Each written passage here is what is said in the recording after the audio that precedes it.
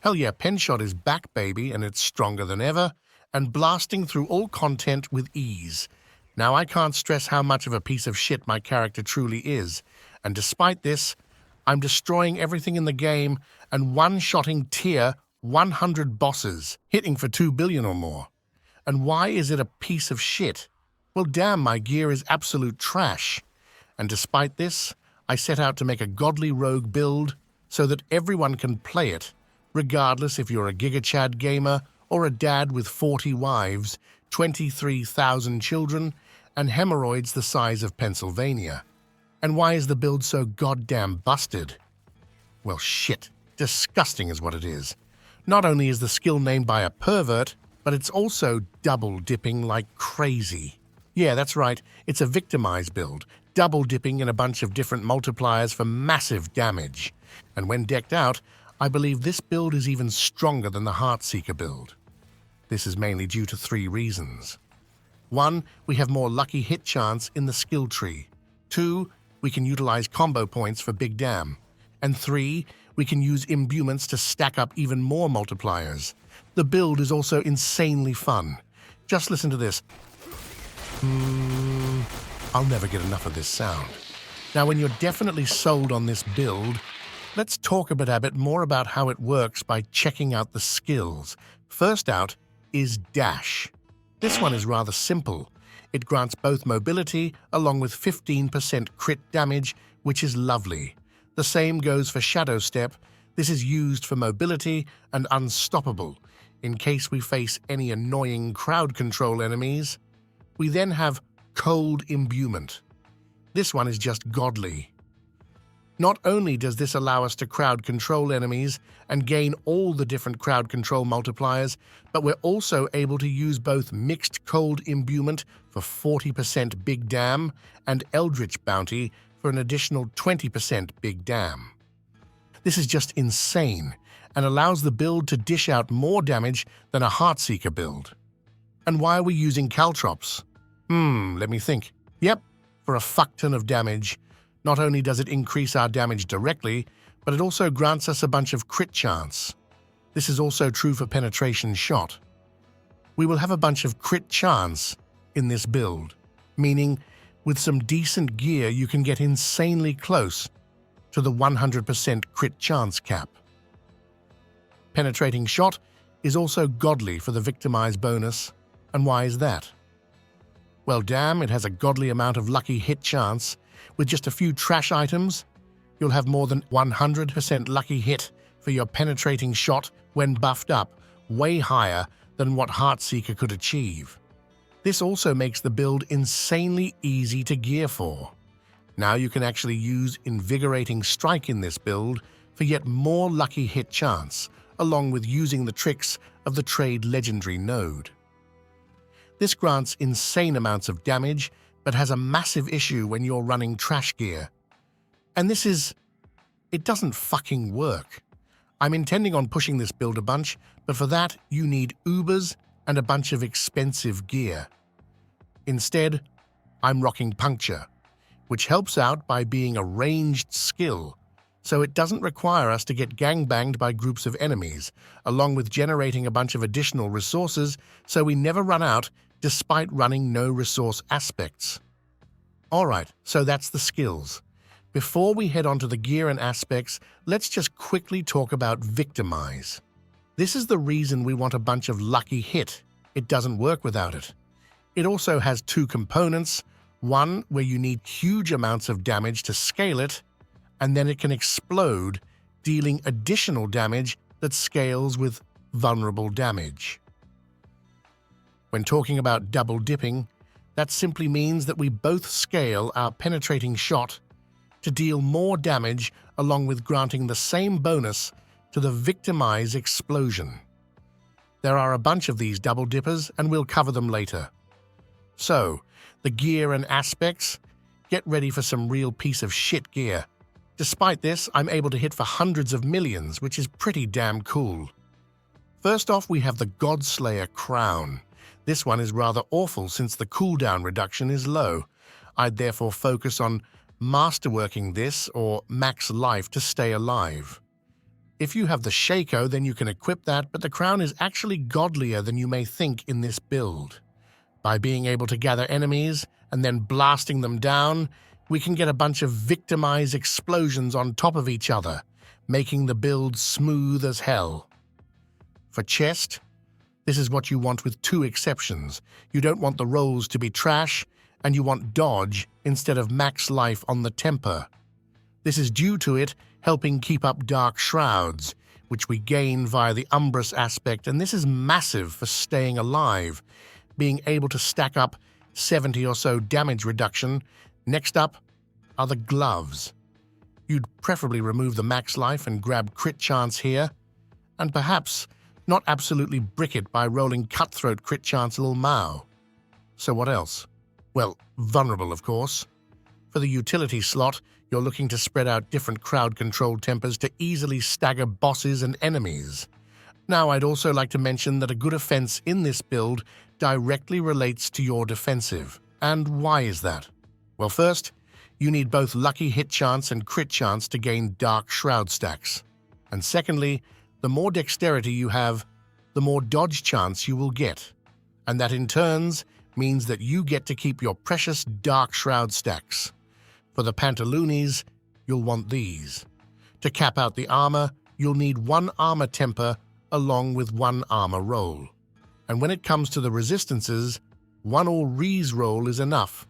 As we're sorting the rest out in the Paragons, I'm also using the assimilation aspect here. This is due to it granting both dodge chance and fortify, which in turn means damage reduction. With some actual gear, you should be looking at around 50% dodge chance with ease. And the boots? Well, these are pretty decent actually. I'll be re-rolling the dodge chance to dexterity, however. I'm just all out of fucking flowers, man. The concussive strike aspect is also bonkers, granting a whopping 20% massive dam. Next up are the weapons. You need to cap out the penetrating shot to cast twice by grabbing it on the two-hander and one-hander. The last weapon is reserved for Caltrop's duration, so you can stack up the bonus with ease. Other than that, prioritize vulnerable followed with dexterity and slap on the retribution aspect on the two-hander for big dam along with the expectant and moonrise on the other one-hander for the attack speed. Next up is the amulet. Now this is truly a piece of shit, but at least it has exploit on it. Exploit is by far the most important skill you can get on the amulet, as it double dips like crazy. Other than that, you're looking for malice and frigid finesse ranks, but seeing as getting all three of them costs like 50 billion gold, then lucky hit chance, crit chance, and attack speed are all solid options as well. You do, however, need to temper cold imbuement casts to keep that shit up permanently. The same goes for the rings. When you're completely decked out, then it should be enough to get it on the amulet and one ring. But right now, hell nah. I'm also using the Edging Master on the amulet, along with a Cursed Touch and accelerating on the rings.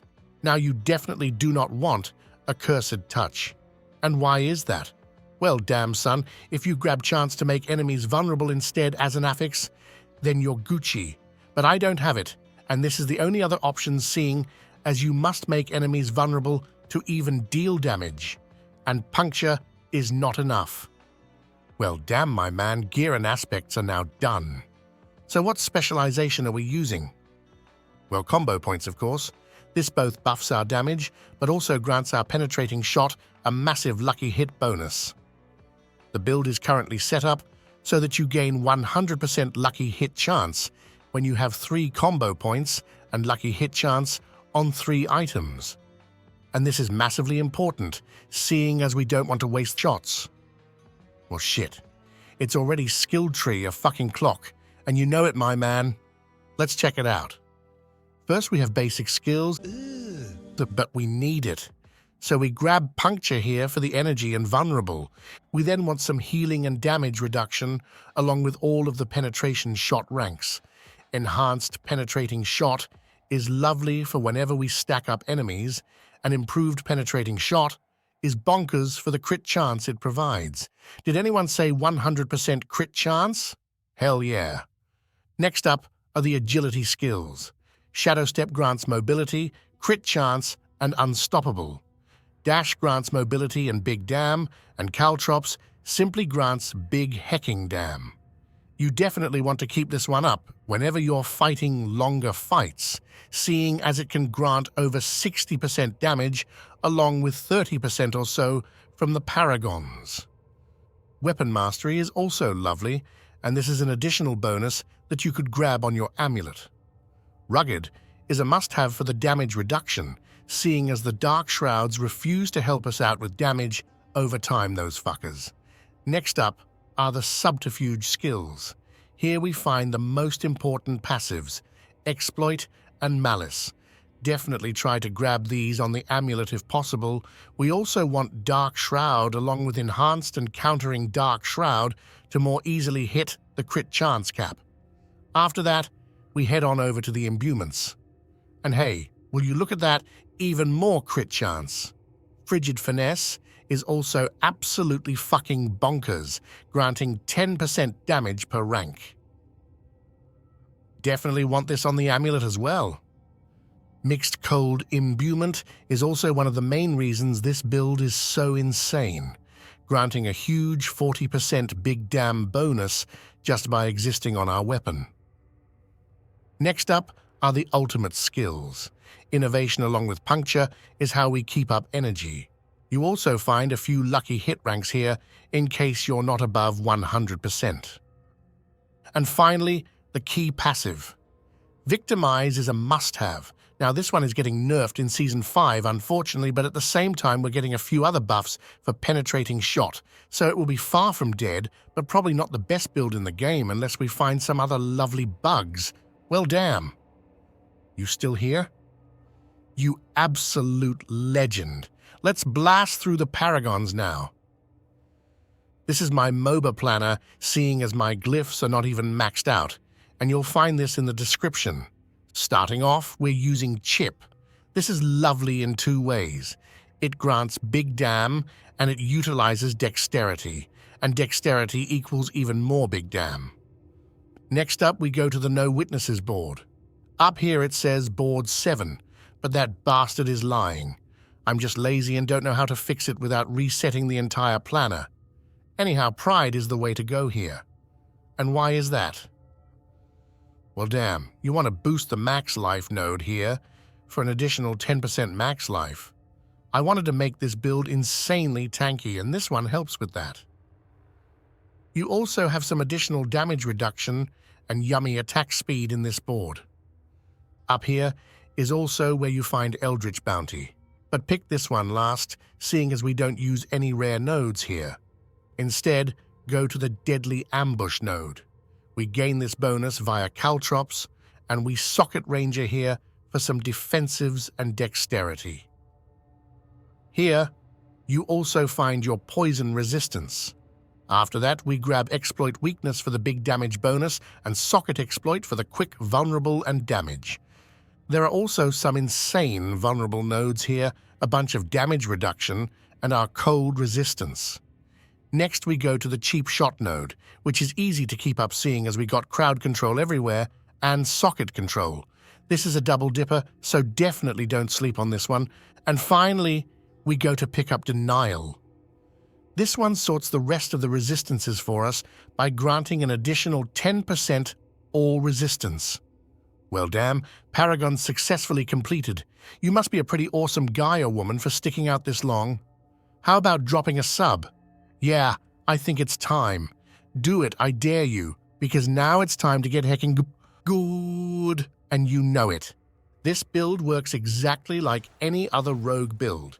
You're mainly dealing damage when enemies are crowd-controlled. Unfortunate for you, this is also when you're gaining the most resources back. You want to use Dash and Shadow Step mainly for mobility, but you can also use them on top of enemies to gain both crit damage and crit chance.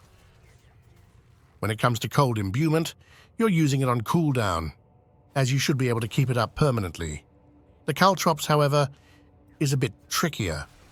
With enough caltrops duration increase, you should be able to drop an additional caltrops on top of your previous one just as it's about to run out. And why would you even want to do that? Well, apparently you can keep the maximum damage bonus then, and that's pretty broken. But if you don't give a shit about pushing, then you can just drop it whenever you want. It's mainly used for annoying longer fights and bosses, however. And for the rotation, that's extremely easy. Just throw out 3 puncture followed by a penetration shot, and you shall explode. I mean, your enemies shall explode. Wink, wink. Well, that's all for me. See you in the next one, friends.